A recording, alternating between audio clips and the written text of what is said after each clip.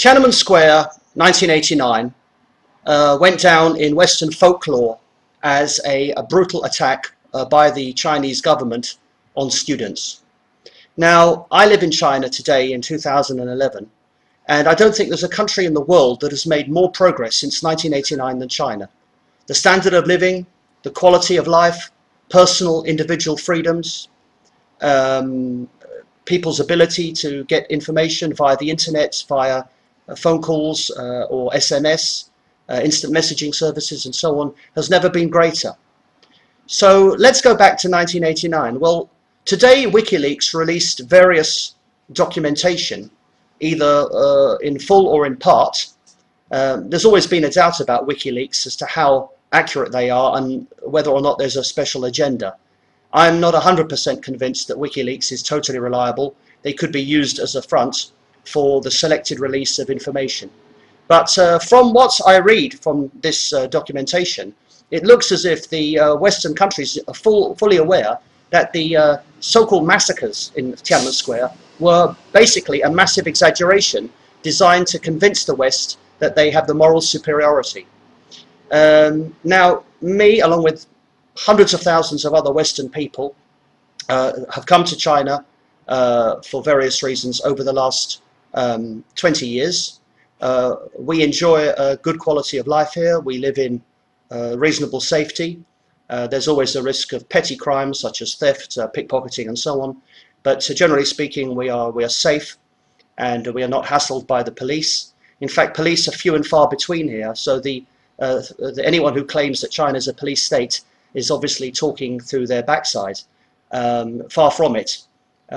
Like any other foreigner, there's always the risk of altercation. But generally speaking, it's very safe in China. And I think I can state categorically that the overwhelming majority of foreigners who live in China never have any problems at all. But let's go back to the issue of Tiananmen Square and what's happened since then. Because 1989 was a long time ago and many, many things have happened. There's been hundreds of different wars since then, border skirmishes, there's all kinds of trouble all over the world. And I think it's outrageous for the West, when we've killed 1 million people in the last few years, one way or another, to go on about some people who may well have died in China in 1989. Now, I salute the bravery of the students. The students in 1989 were not aware what might happen.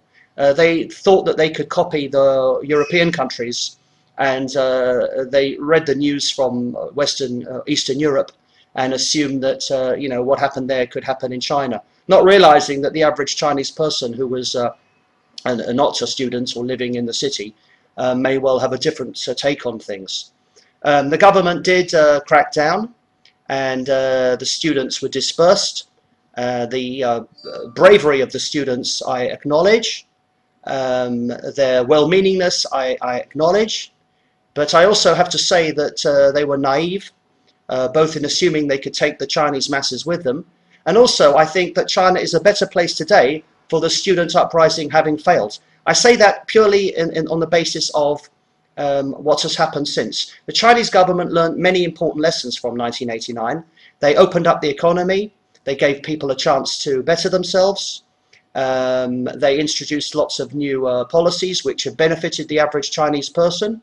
Corruption is still a problem, but it's certainly no worse than India. In fact, I'll state categorically, having been to India, that the corruption in India is much worse than China. And by any standard, the average Chinese person has a far better quality of life in every way than the average Indian. God bless India, because it is a wonderful country. But let's not pretend that any country has the moral high ground. China has made enormous progress since 1989. Let's salute them. The West is now desperate to attempt to stop China's rise. Western countries have a superiority complex. They genuinely believe that they are entitled to a very high standard of living, and they would like everyone in China to sort of go back to an agrarian regime where tourists could come and take photos of the Great Wall and temples and stuff and see people doing calligraphy. We don't seem to want China to be successful, which is probably why we support the Dalai Lama, that fraud, because he would like to take Tibet back to a feudal age where Tibetan people are tourist attractions, rather as if a wild animal in the zoo where Westerners with their expensive cameras can come and take photographs of people living in poverty, but allegedly very happy. But although they're happy, we wouldn't want to live that way ourselves. You offer any Western person the opportunity to live in a mud hut or in a brick or in a stone yurt or whatever, they wouldn't say yes. They'd say no thanks. We want our cars, we want our computers, we want our cameras with zoom lenses. And there's no reason why Tibetan people in this day and age would want any different. But we prefer to see Asian people poor. We prefer to see them in a zoo, so we can take photographs, so we can admire our superiority. And China, which is a country with a good policies on many issues, non-interference in other countries' affairs, economic prosperity, one-child policy, the only country in the world which has a policy on population, desperately needed, especially in Africa and South Asia, where 150 million people have been born in the last 10 years alone. No jobs for them, not enough toilets for them, not enough schools for them, and really not enough hope for them. And despite India's amazing intelligence of the average Indian person, India can hardly cope with additional mouths to feed when there are already so many very poor people. So I salute China. I salute them. I mean, it's not a perfect country. I mean, there are problems here, clearly. A bit more respect for individual initiative would be helpful. The education system could do with a little bit more room for individual research. People shouldn't be forced to conform. There is a lot of conformity in China, which is part of Chinese culture. This conformity, if you like, predated the communist regime, which has got nothing to do with it at all. And just like the colour red, although it's a symbol of communism and socialism, is in fact a lucky colour in traditional Chinese culture. So there's so much misapprehension and misinformation in the West about China. I'm not uncritical. China is a country that could do with some improvements. But having said that, I do feel that that China deserves credit, and I would like to salute China. I would like to congratulate China. And yesterday, Chinese lady Li Na won the French Open, which is a sporting achievement. And I think Western countries and Western people have to realize that China is on the ascendancy. And if you take the last 20 centuries, China has probably been the leading economy for 17 or 18 of those centuries. And as it has the world's biggest population, this will continue. There was a time for 200 years when Western Europe and North America ruled the roost. Now China is coming up in the world. It still has a long way to go. The quality of living in China is not comparable to that of many people in North America and Western Europe. Mistakes have been made.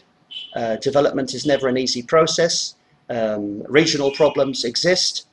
There are nationality issues with minorities, which exist in almost every state on earth. Why should China be an exception?